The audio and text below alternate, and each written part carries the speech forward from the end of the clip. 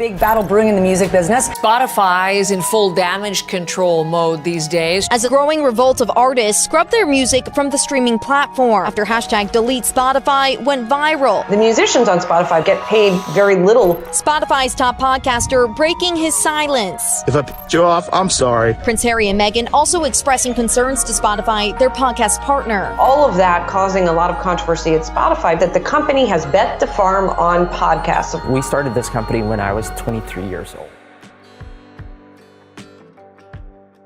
In just over a decade, Spotify जो है उसने पूरे वर्ल्ड में सबसे ज़्यादा लीडिंग मार्केट ले लिया है म्यूजिक इंडस्ट्री के अंदर with an active user base of 365 million and more than 70 million tracks. और जो Spotify है उसने हमारा म्यूजिक स्ट्रीमिंग या फिर म्यूजिक लिसनिंग का तरीका ही एकदम चेंज कर दिया है। And in this video we are gonna talk about the case study and illegal rise of Spotify। I'm Bhavishek Tech।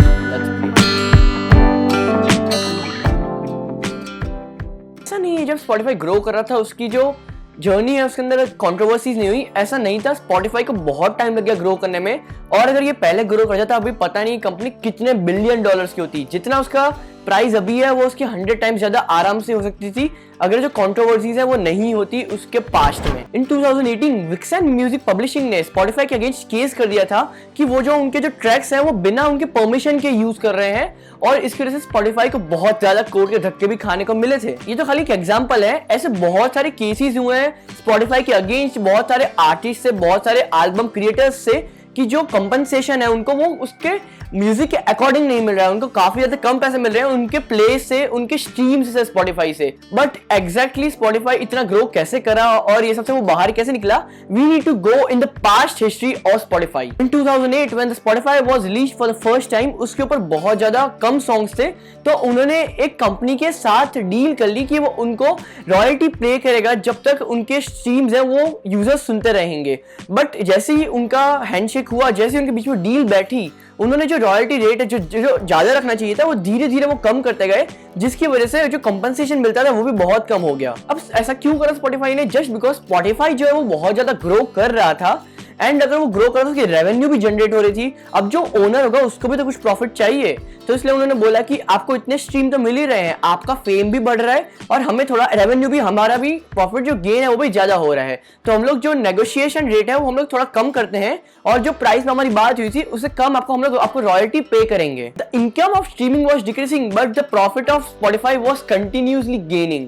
But Spotify का जो गेम है कुछ टाइम तक ही चला, जस्ट बिकॉज इन 2019 Spotify के ऊपर एक और केस हुआ जो यूएस गवर्नमेंट ने खुद ही नोटिस करा था, जो था कि वो लोग जो है वो लूप होल यूज करते हैं उनके कंपनसेशंस के लिए, और जो उनके जो सॉन्ग राइटर्स और जो प्रोड्यूसर्स हैं उनको काफी ज्यादा कम पैसे देते हैं। जिस तरह से Spotify ने अपना दिमाग चलाया और जैसे वो ग्रो करा है, तो इससे हमें जो सीखने को मिलता है वो यही है कि जो म्यूजिक इंडस्ट्री है, जो काम कर रहे हैं, जो प्रोड्यूसर्स हैं, जो राइटर्स हैं सॉन्ग के, वो भी अपने गाने को पसंद करते हैं, वो भी काफी ज्यादा पैसे लगाते हैं, वो भी काफी ज्यादा मेहनत करते हैं अपना गाना बनाने के लिए, वो भी काफी ज्यादा ध्यान देते हैं, जिससे उनकी जो ऑडियंस है उनको जो कर रहे हैं वो काम उनको पसंद है।